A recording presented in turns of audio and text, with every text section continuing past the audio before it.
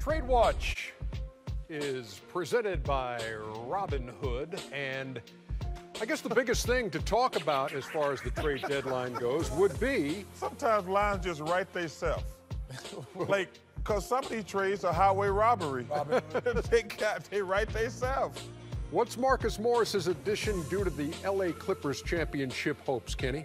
Well, it definitely helps. Here's another guy who could get his own shot off the dribble. You know, as we've watched Montrezl Harrell, you know, he's a guy who finishes.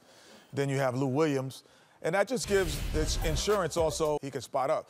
I mean, it was Lakers or Clippers from what I was hearing, and and neither one of them wanted the other to get him. Yeah. We welcome to the proceedings, by the way, Shaquille O'Neal. Did that move the meter for you on the Clippers? A little bit.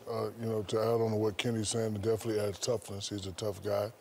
So when, you know, Paul George's guys need a break on a guy that's gone off on the opposing team, you can put him on there, use, you know, 3 fouls, tough him up, get under their skin. So he's got to be a little bit.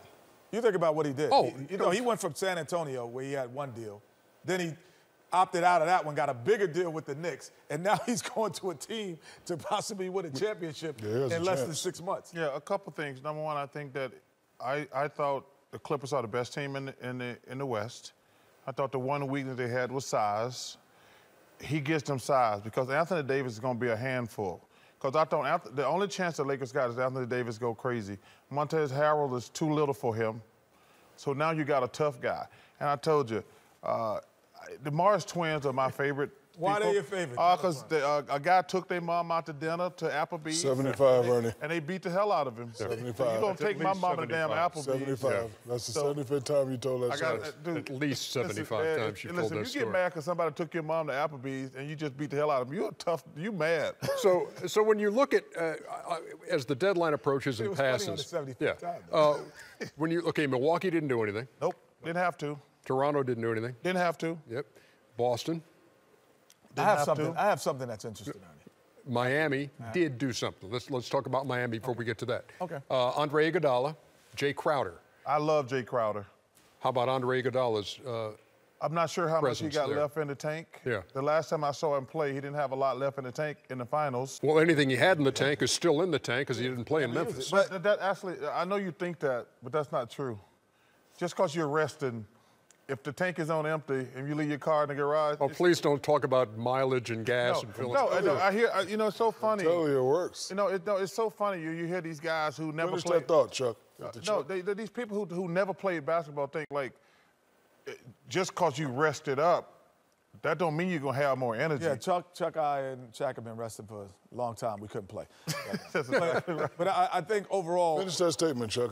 If the car is on empty and you leave in the garage. No, and then you go back to the garage. Try to go get it. It ain't going to have gas in it. Have it on gas. Okay, all right. Come on, brother. That's what I thought you was going to say. I think what it does for Miami, it allows Jimmy Butler to not have to guard the toughest guy all game. So you can move him to Giannis. You can move him to Ben Simmons. You can move him around, and it wouldn't allow Jimmy Butler to be so fatigued and not be an offensive threat all the time. Now, Jimmy's going to take the toughest challenge most of the game. Yeah, but he just defensively gives him that 8-minute rest that they couldn't have done before. Well, because Jimmy is probably the one guy in the league who is going to take the best perimeter guy and has to score. Yep.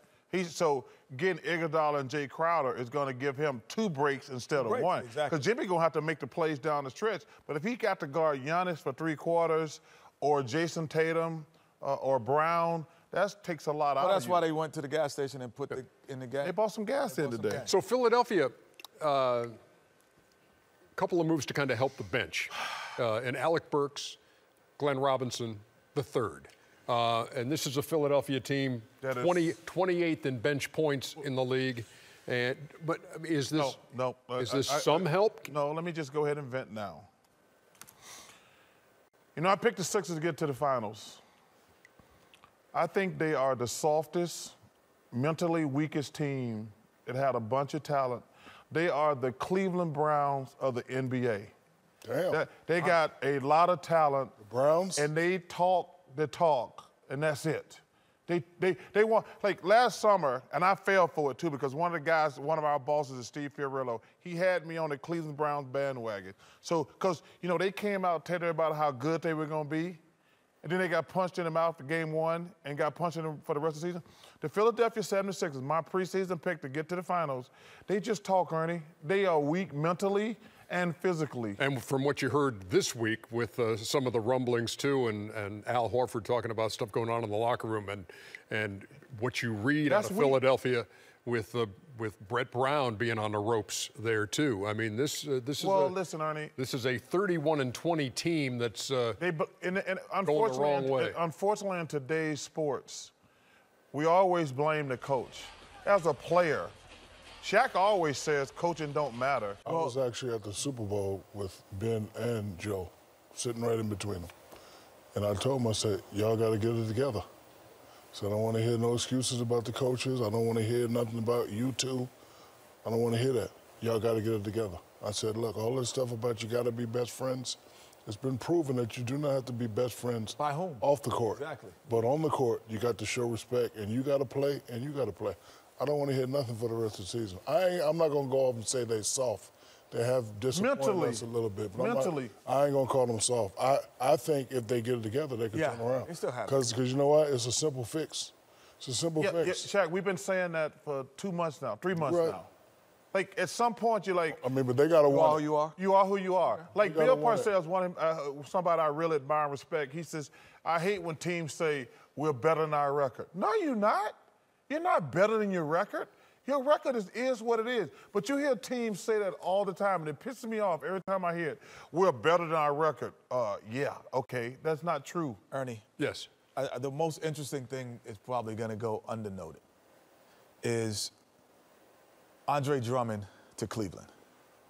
Why? I was going to bring that. Because what that told me is the NBA has changed. There is no doubt in the NBA executives' minds that a big man can't help you win a championship, because none of the top teams tried to go for him. Drummond's situation is different because Drummond's going to be a free agent at the end of the season.